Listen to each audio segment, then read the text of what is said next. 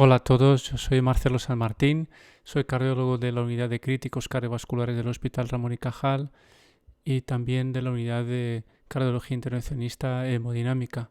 Esta es la segunda parte de la revisión de sedación en críticos cardiovasculares. En la parte 1 revisamos los principales fármacos, las formas de monitorización de la sedación en el paciente crítico, y en esta segunda parte vamos a revisar algunas situaciones frecuentes en la unidad coronaria, en la unidad de urgencias o en la sala de hemodinámica en la que tienes que usar fármacos sedantes. Por ejemplo, cuando hay que hacer una cardioversión eléctrica o cuando el paciente no tolera un procedimiento invasivo, que esté agitado durante una angioplastia y tienes que terminar la angioplastia sí o sí por la seguridad del paciente. Y en pacientes en ventilación mecánica, en pacientes en control de temperatura o hipotermia terapéutica postparada cardíaca. Son ejemplos de que puede ser útil esta charla para ti. En primer lugar, quiero decir que nosotros no podemos sustituir a un especialista como el anestesiólogo. Siempre va a hacer mejor que nosotros en esto y siempre sería deseable poder contar con su ayuda durante todos estos procedimientos. Muchas veces esto no es así porque tienes una situación casi de emergencia y pues el segundo, aviso es que se supone que si vas a sedar a un paciente es porque tienes idea y experiencia en el manejo de la vía aérea. Así que vamos allá. El tema de cardioversión eléctrica es el típico ejemplo de la conscious sedation o sedación consciente. Obviamente es importante que el paciente tenga un ayuno y el material que vas a necesitar es tener pues a mano unas gafas nasales. Yo normalmente no les pongo la mascarilla mientras están despiertos, les dejo con unas gafitas nasales hablando con ellos. El paciente está mucho más tranquilo y relajado si lo haces así. Le dejas como unos 2-3 litros minuto. Obviamente siempre con monitorización de la saturación de oxígeno, valorar la presión arterial, una buena vía intravenosa. Si la vena es grande, el propofol que vamos a poner no va a producir dolor o va a producir menos molestias. El propofol quema en venas muy chiquititas y dejo una infusión, una perfusión de suero salino pues de una manera generosa porque a medida que voy poniendo el propofol lo voy lavando y también contrarrestas así un poquito el efecto de hipovolemia porque el paciente estaba en ayunas. Lógicamente necesitas el desfibrilador, si no, ¿cómo vas a hacer la cardioversión?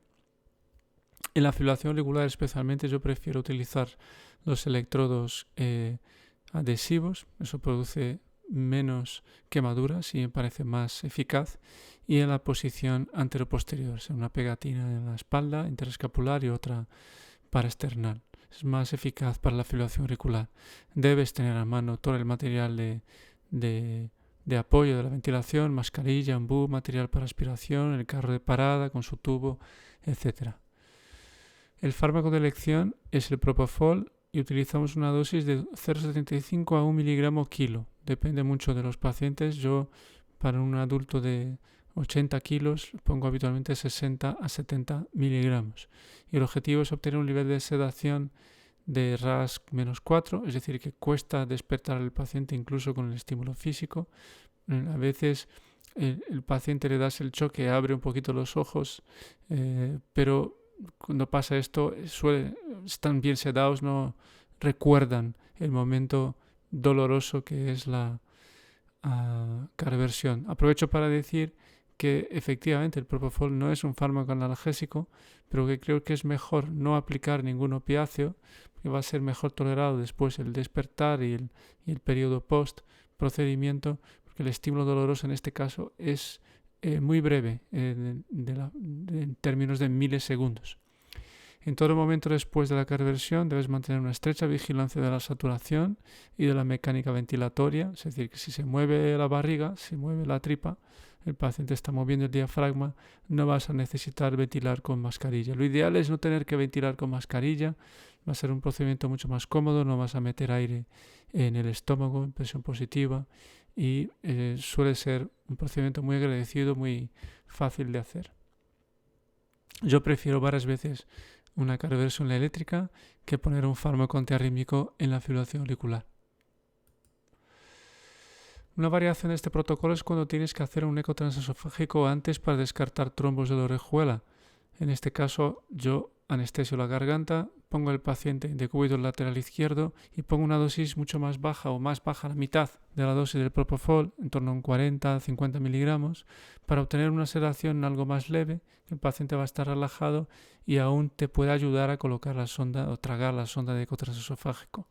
Y eso también minimiza el riesgo de depresión respiratoria durante el eco transesofágico, y hacer el eco transesofágico así, digamos que a pelo, sin sedación, es que yo creo que se debe evitar. Una vez que descartas trombos intracavitarios, se retira la sonda, se gira el paciente. Si no has puesto las pegatinas, pónselas, lo giras en decúbito supino para facilitar la ventilación con mascarilla si fuera necesario. Se completa la sedación con propofol, el resto de la dosis, y se efectúa la carversión. Otra cosa es el paciente que se agita durante el cateterismo. En algunas situaciones pues no te queda más remedio que sedarlos. Lo primero es identificar el motivo, pues el más frecuente es que el paciente está en insuficiencia cardíaca, en shock, o todo esto con el dolor añadido de tener un infarto de miocardio, de estar con angina o de tener simplemente un espasmo en la arteria radial. Es importante que asegures un buen acceso venoso. Pregunta si el paciente efectivamente está en ayunas. Difícilmente esto es así en el infarto agudo, o sea, hay que apechugar con la situación. Monitoriza de forma estrecha la saturación de oxígeno, valora la dificultad de la vía aérea en caso de necesitar intubación, y el fármaco de elección inicial es el midazolam, porque eso te va a dar un poquito más de duración de efecto comparado con el propofol. Frecuentemente vas poniendo bolitos de midazolam y el paciente se agita más, se sigue moviendo e impide que hagas la angioplastia, o que si tú estás no lavado, que la persona que está lavada haga la angioplastia cómodamente, que se tiene que preocupar de abrir el vaso y dejarlo bien abierto. El fentanilo puede ayudar también, especialmente si hay dolor. Ojo que los opiáceos retrasan la absorción de los antiagregantes orales. Esto es muy frecuente en el infarto de miocardio. Y la dosis que utilizo es de más o menos un tercio de la ampolla. La ampolla tiene 3 mililitros, se pone 1 mililitro, o sea 50 microgramos. Una vez hecho esto, se puede profundizar y se debe profundizar la sedación a partir de ahí con propofol. Yo utilizo una dosis, como ya había puesto midazolam, fentanilo antes, utilizo una dosis en torno a 0,5 miligramos por kilo, y voy repitiendo bolos de 20 miligramos cada 30 segundos, un minuto, hasta conseguir el nivel de sedación suficiente, evitando la depresión respiratoria. Porque si llegas a tener que parar para intubar al paciente, se va a retrasar la apertura del vaso.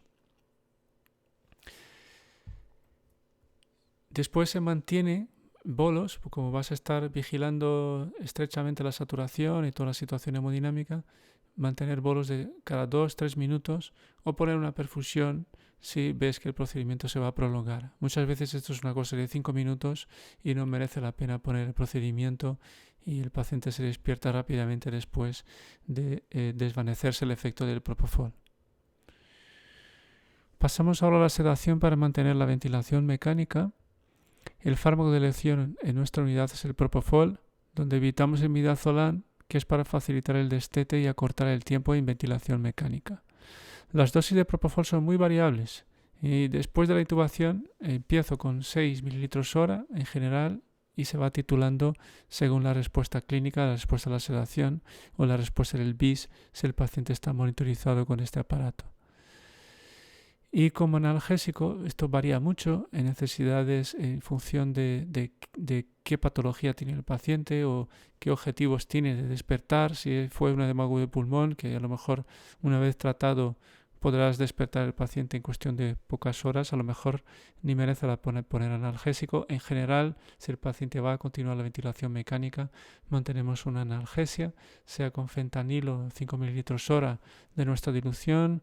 Morfina también es una buena opción, y el remifentanilo es mi opción preferida cuando necesito una valoración neurológica rápida, por ejemplo en pacientes con hipotermia terapéutica postparada cardíaca. ¿Y cuándo utilizar un bloqueante neuromuscular después de intubar?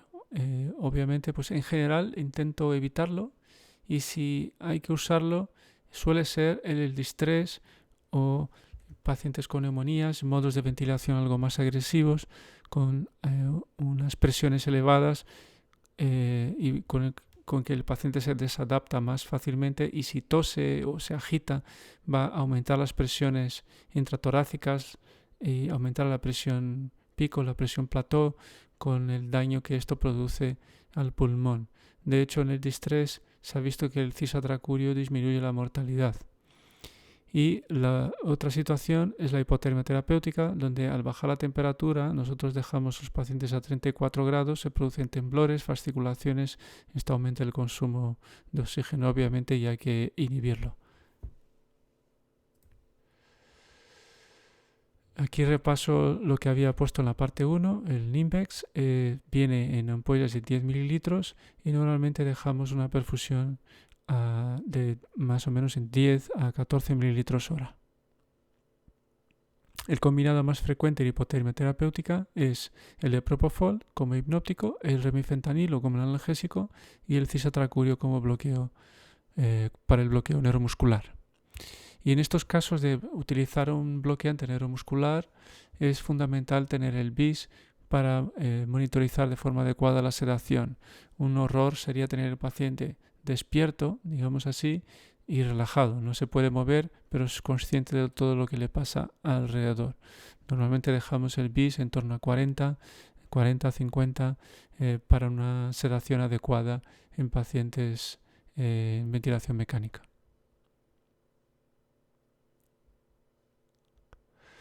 Muchas gracias y no tengo ningún problema en que puedas compartir esta presentación.